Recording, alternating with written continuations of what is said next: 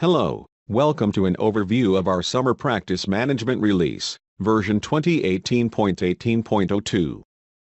This release will be available on Sunday, September 9th, for the workweek starting Monday, September 10th, 2018.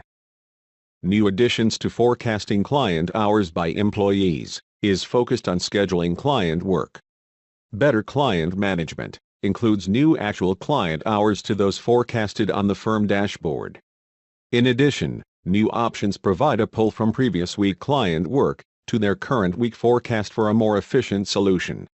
For firm load balancing of client work, providing client forecast hours with the actual hours provides the firm transparency. Let's look at the firm dashboard. On the firm dashboard, client managers have been able to see who is working on their clients on the Week at a Glance tab. This includes the number of hours that the employee has forecasted.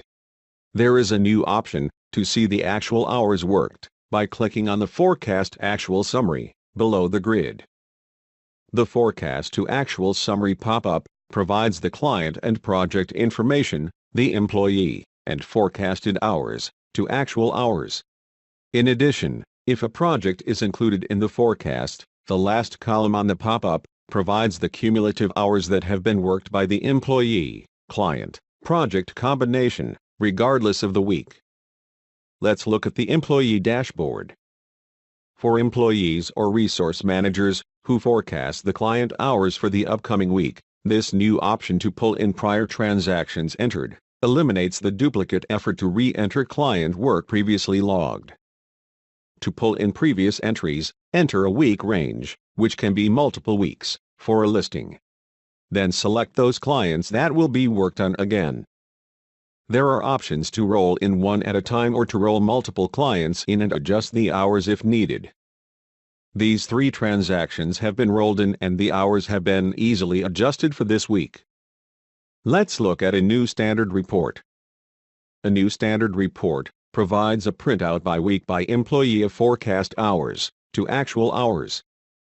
Firms can run this report for a single week or for multiple weeks.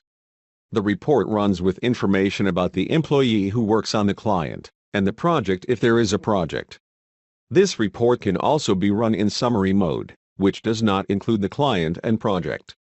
If the firm would like to run the report for all employees to view the client hours each week, the report can be run for all employees regardless of forecasting hours.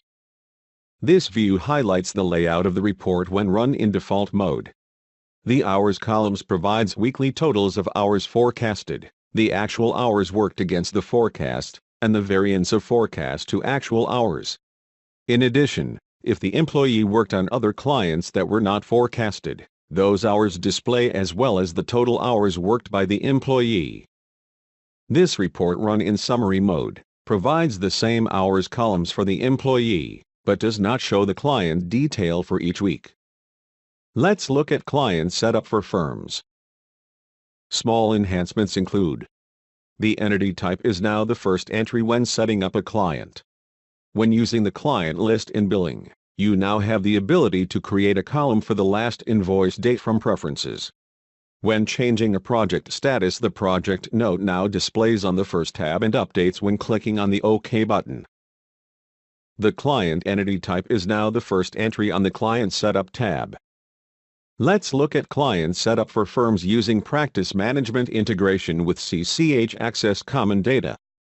This is a diagram of the data entered in practice management that then can be sent to the CCH Access database to avoid duplicate entry.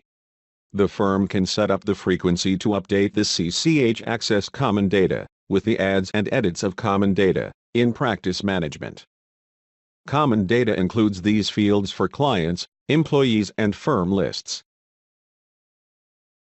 New enhancements for better integration between practice management and CCH Access include: more complete individual client names can now be entered in practice management and sent to the CCH Access client database. In addition, both taxpayer and spouse names can be entered, as well as the apartment number for the address. For client entity type setup, there is a new field to enter a CCH Access type, if the practice management field is set to no selection. After entry for an individual entity type, the taxpayer and spouse names display under the client name, and the apartment number and suite number displays in the address. The pop-up entry form, for the taxpayer and spouse, provides separate fields when adding or editing an individual client name in Client Setup.